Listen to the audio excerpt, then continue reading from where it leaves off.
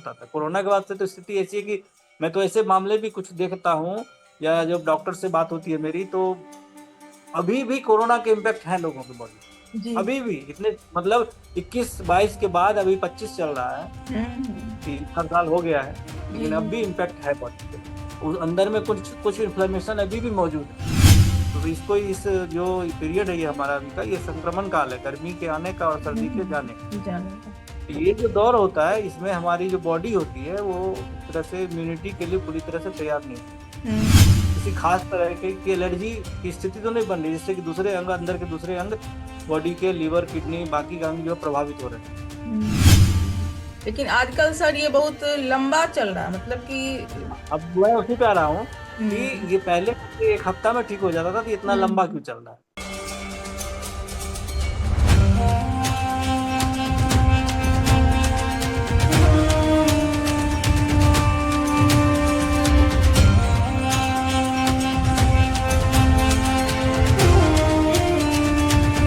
नमस्कार, स्वागत है आपका सत्य, सनातन और सेहत में। और हमारे साथ हैं लोकेश भारती जी, जाने माने पत्रकार हैं। नमस्ते सर। सर, आज का हमारा विषय है सेहत के ऊपर, स्वास्थ्य के ऊपर। प्रश्न है कि आजकल जुकाम, सर्दी, खांसी बहुत ज्यादा हो रहा है, इसके क्या कारण है, क्या वजह है, क्यों ऐसा हो रहा है?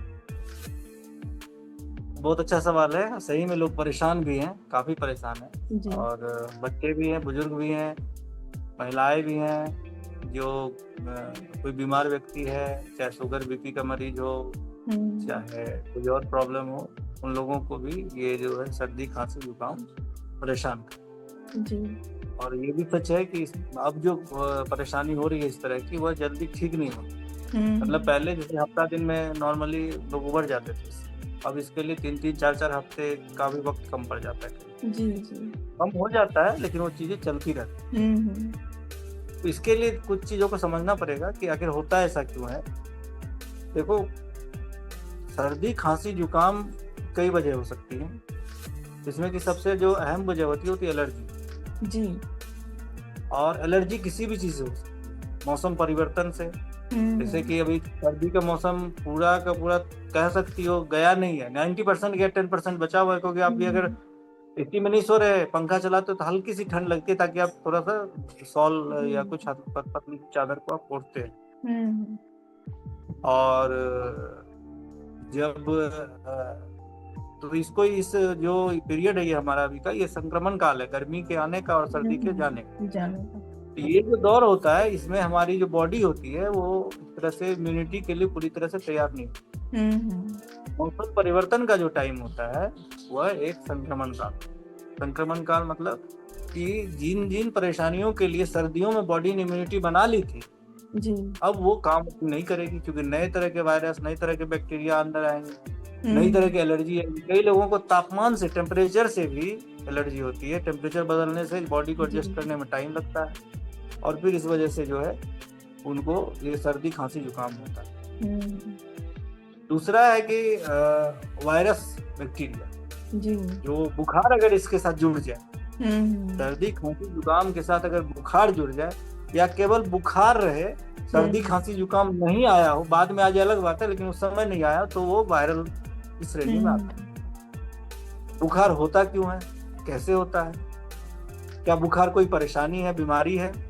तो एक लाइन में समझो, बुखार कोई बीमारी नहीं है, ये एक सिम्टम होता है कि आपके शरीर के अंदर में कुछ ऐसा गड़बड़ हो रहा है, कोई ऐसा बाहरी तत्व गया है, चाहे वायरस गया है, बैक्टीरिया गया है, जिसको कि शरीर रोक नहीं पा रहा है खुद से।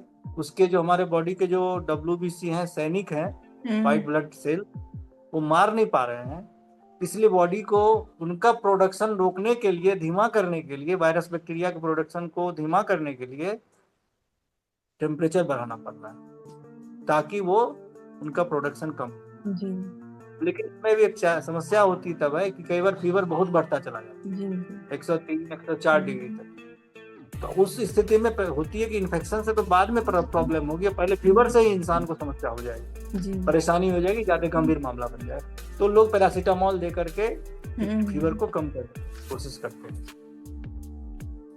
तो ये अगर फीवर के साथ में ये तीनों चीजें हैं तो इसको आप वायरल कह लीजिए। जी। अगर फीवर नहीं आ रहा है, बाकी चीजें हैं, सर्दी खांसी है, जुकाम है, तो ज्यादा चांस एलर्जी की हो। अब सवाल इसमें उठता है कि इसमें करना क्या चाहिए और ज्यादा परेशानी किनको है? जी। बच्चों को भी है, पहले भी बताया, बच्चों को भी है, बुजुर्गों को भी है, प्रेग्नेंट महिलाओं को भी है, तो सबको है। तो खास करके अगर कोई बीमार व्यक्ति है पहले से, तो उनके लिए ज्यादा समस्या बढ़ जाती है, क्योंकि बॉडी में एलर्जी का लेवल पहले से ही ज्यादा रहता है। जी। एक टेस्ट होता है CRP test, C reactive protein test. अच्छा। इससे पता चलता है कि हमारे बॉडी के अंदर में कोई इन्फ्लेमेशन तो नहीं है, यानी कि किसी खास तरह की एलर्जी की स्थिति तो नहीं बन रही, जिससे कि दूसरे अंग, अंदर के दूसरे अंग, बॉडी के लीवर, किडनी, बाकी का अंग जो प्रभावित हो रहे हो। उससे पता चल जाएगा कि अगर अंदर कुछ पंगा है तो फिर उसका इलाज होना चाहिए। बिल्कुल। दूसरा ये है कि अगर पंगा नहीं है, मान लो वायरल इन्फेक्शन हुआ है, तो नॉर्मली समझो कि वायरस को हम एंटीबायोटिक खा के मार नहीं सकते, वो अपना टर्म पूरा करके जाता है। उसके इम्पैक्ट को थोड़ा सा कम कर सकते हैं बॉडी पे, जो उसकी वजह से जो प्रॉब्लम क्रिएट होता है उसको हम लोग कम कर सकते हैं। और दवा खा के वही कम भी करता है, चाहे वो कई बार प्रॉब्लम ज्यादा होती है तो डॉक्टर स्टेरॉइड दे देते हैं या कोई और दूसरी दवा दे देते हैं। लेकिन आजकल सर ये बहुत लंबा चल रहा है, मतलब कि अब मैं उसी पे आ रहा हूँ कि ये पहले एक हफ्ता में ठीक हो जाता था, तो इतना लंबा क्यों चल रहा है? जी। ये ट्रेंड देखा गया है खास करके कोरोना के बाद से। हाँ। क्योंकि बॉडी जो है ये पहले के जैसी पहले इतना इन्फ्लेमेशन नहीं होता था। कोरोना के बाद से तो स्थिति ऐसी है कि मैं तो ऐसे मामले भी कुछ देखता हूँ, या जब डॉक्टर से बात होती है मेरी, तो अभी भी कोरोना के इम्पैक्ट है लोगों की बॉडी, अभी भी इतने, मतलब 21-22 के बाद अभी 25 चल रहा है, 3-4 साल हो गया है, लेकिन अब भी इम्पैक्ट है बॉडी पे। उस अंदर में कुछ इन्फ्लेमेशन अभी भी मौजूद है, तो उसका तो असर है। इस दूसरा क्या है कि हमारा जो इम्यूनिटी लेवल कम होता है, क्योंकि हमारी खान पान गड़बड़ है, हमारा लाइफ स्टाइल हमारी गड़बड़ है, रूटीन गड़बड़ है, नींद पूरी नहीं करते हम। कई बार मैं भी नहीं कर पाता हूँ, मैं दूसरों को बताऊं इसका मतलब ये नहीं कि मैं सब कुछ करता हूँ, मैं भी नहीं कर पाता हूँ कई बार, क्योंकि गलत है। 7 से 8 घंटे की गहरी नींद चाहिए लोगों को, लगातार नींद चाहिए, क्योंकि उस 7 से 8 घंटे की नींद में ही बॉडी अपने सेल को, टिश्यू को रिपेयर करता है, बॉडी आराम करता है, ऑर्गन्स आराम करते हैं। मैं कुछ दिन पहले एम्स के एक बड़े डॉक्टर से बात कर रहा था, उनका कहना था कि कई बार जब आपकी नींद सही नहीं होती, पूरी नहीं होती है, तो आपके बॉडी में जो भी आप लाइफ स्टाइल से जुड़े हुए प्रॉब्लम देखते हैं, चाहे शुगर हो, डायबिटीज हो, ब्लड प्रेशर की परेशानी हो, ये पैदा हो जाता है। क्योंकि बॉडी में अंदर में स्ट्रेस बढ़ता है, नींद नहीं पूरी होगी तो क्या होगा? स्ट्रेस बढ़ेगा ना बॉडी पे, दिमाग पे बढ़ेगा, बॉडी पे बढ़ेगा, इसलिए अंग जो है सही तरीके से काम नहीं कर पाते, पूरी क्षमता से काम नहीं कर पाते। तो इस वजह से चूंकि बॉडी में हमारी इम्यूनिटी पहले से ही कम है, कमजोर है, ये हमारी लाइफ स्टाइल खराब है कि हम खान पान में हमेशा समझौता करते हैं, बाहर की चीजें खाते हैं, जंक फूड खाते हैं,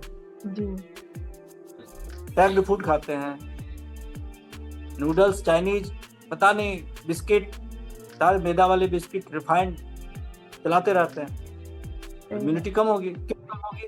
क्योंकि मैंने पहले के वीडियो में सेहत में बताया था कि हमारे बॉडी में हम कुछ भी खाते हैं, एक अच्छी चीज बनती है, एक बुरी चीज बनती है, और बनेगी ही बनेगी, आप उसको रोक नहीं सकते। बुरी चीज को बनने से आप रोक नहीं सकते। ये वैसे ही है जैसे आपने आग जलाया खाना पकाने के, तो गैस निकलेगा, वो वातावरण को हानि पहुंचाएगा, कम पहुंचाएगा गैस पेट्रोल डीजल की तुलना में, लेकिन उससे भी हानिकारक गैस निकलेगा जो कि पोल्यूशन बढ़ाएगा।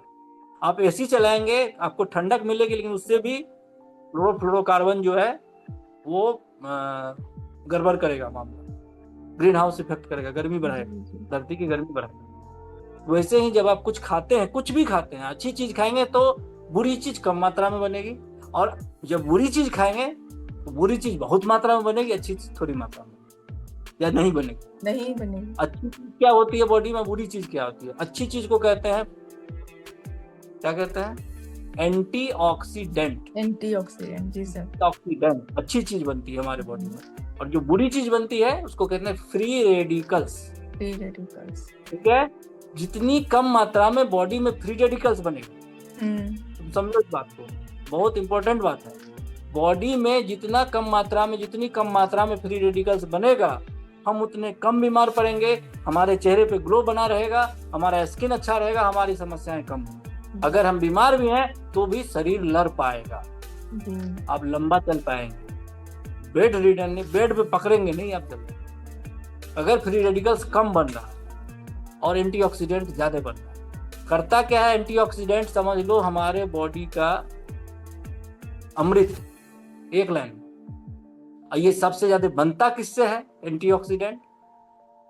जितनी भी कुदरती चीजें आप खाते हो, जहर वहर को छोड़ के, जहर वहर को छोड़ के जितनी भी कुदरती चीजें खाते हो, चाहे वो फल खाओ, मौसमी फल खाओ, और चाहे आप सलाद खाओ, चाहे आप सब साग खाओ, चाहे आप मौसमी सब्जी खाओ, सब में, चाहे आप सीड खाओ, pumpkin seeds, chia seeds, flax seeds, अलसी जिसको बोलते हैं जी जी,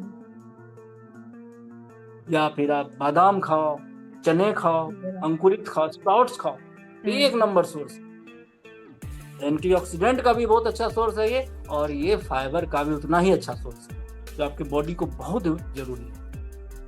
ये सब खाएंगे आपके बॉडी में एंटीऑक्सीडेंट की कमी नहीं होगी। क्यों नहीं होगी? इसको सभी विटामिन मिलेंगे, सभी तरह के विटामिन मिलते रहेंगे, आपकी इम्यूनिटी बनती रहेगी, और जो फ्री रेडिकल्स थोड़ा बहुत बनेगा उसको ये एंटीऑक्सीडेंट बैलेंस कर देगा। हाँ भाई जा भाई, तेरी जरूरत नहीं है, तो निकल जा, तो सुसु से, पोटी से, ये सब चीजें पसीने से निकल जाएगा, उसको यूज कर लेता है, उसको दबा देता है। समझ रही हो? जी जी।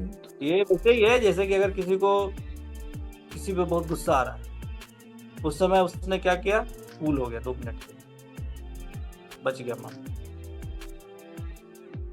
ठीक है। लेकिन ये 2 मिनट वाली बात नहीं है, ये 24 घंटा चलने वाली प्रक्रिया एंटीऑक्सीडेंट। आप सोए हो, जागे हो, जब भी हो, वो आपके लिए काम करता है। लेकिन आप कितनी मात्रा में बॉडी के लिए बना रहे हो एंटीऑक्सीडेंट, तो खाना तो आप ही को है ना। जी जी बिल्कुल। आपके शरीर से कोई सेल या अंग, लीवर, किडनी निकल के तो नहीं कहेगा भैया मुझे चाहिए, नहीं। तो वो लक्षण दिखा देगा कुछ आपको, बोल नहीं पाएगा, कोई जुबान तो है नहीं उनको, या देख दूसरों को कहेगा कि, दूसरे का शिकायत तो करेगा नहीं बगल अगल वाले को कि यार कैसा आदमी है, देखो ढंग की चीज खाता ही नहीं है, कैसा है, बस खाली उल्टा सीधा खाता रहता है, फ्री रेडिकल्स बनाता रहता है, गैस निकालता रहता है, डकार मारता रहता है, दिन भर जो है एकदम सुस्ती छाई रहती है, कोई फर्क नहीं पड़ता, तब भी उल्टी सीधी चीजें खाता रहता है, फैटी लीवर बना लेता है, वजन बढ़ा लेता है। ये जरूरी नहीं है कि जिसका वजन ज्यादा है उसके बॉडी में एंटीऑक्सीडेंट कम बन रहे, ये जरूरी नहीं है, लेकिन फिर भी ज्यादातर लोगों के साथ ऐसा होता है। आप अपनी डाइट सही कर लीजिए, लाइफस्टाइल सही कर लीजिए, एंटीऑक्सीडेंट की मात्रा कम मत होने दीजिए, क्योंकि एंटीऑक्सीडेंट की मात्रा कम होगी, फ्री रेडिकल बढ़ेगा, आपके बॉडी के अंदर में इन्फ्लेमेशन पैदा होगा। वो जो सीआरपी टेस्ट की बात की मैंने, सी रिएक्टिव प्रोटीन टेस्ट बताया, जो बॉडी में इंटरनल इन्फ्लेमेशन को बताता है, वो यही बताता है कि आपने खाना सही नहीं खाया, आपका लाइफस्टाइल सही नहीं है, इसलिए फ्री रेडिकल्स की संख्या बहुत बढ़ी हुई है और आपका बॉडी का ऑर्गन सब दबाव पर। तो आप जब इसको बैलेंस करेंगे, सही रखेंगे, मौसमी फल खाइए, संतरा का मौसम है संतरा खाइए, पपीता खाइए, अंगूर है अंगूर खाइए, अगर शुगर नहीं है तो अंगूर खाइए, शुगर है तो थोड़े बहुत खाइए, तो आपकी चीजें पकड़ में रहेगी, बॉडी आपका साथ देगा। कहते हैं आयुर्वेद में कहा जाता है कई तरह के, जैसे आंवला है, बहुत अच्छी चीज है, आंवला को आयुर्वेद में रसायन कहा गया है जी। एलोपैथी की दवा में रसायन यानी केमिस्ट्री के सब्जेक्ट में रसायन अच्छी चीज नहीं है, रसायन यानी केमिकल वाली चीज अच्छी नहीं मानी जाती, लेकिन आयुर्वेद में रसायन मतलब वह चीज जो आपकी जवानी बरकरार रखे, बुढ़ापा को दूर भगाए, वो है रसायन। और आंवला रसायन है, तो आप उसको खाइए, एक आंवला खाइए, बहुत अच्छी चीज है, विटामिन सी का जबरदस्त है, फाइबर 1 नंबर है उसमें, बहुत अच्छी मात्रा में एंटीऑक्सीडेंट बनाएगा। आपको फोकस, आप अगर कुछ खा रहे हैं आपको अच्छा नहीं, चुकंदर इतना बढ़िया चीज है, भरपूर है एंटीऑक्सीडेंट। मैं अगर बड़ा राजनीतिक किसी पावरफुल पोस्ट पर, तो मैं चुकंदर को राष्ट्रीय सब्जी घोषित कर देता, इतना बढ़िया चीज।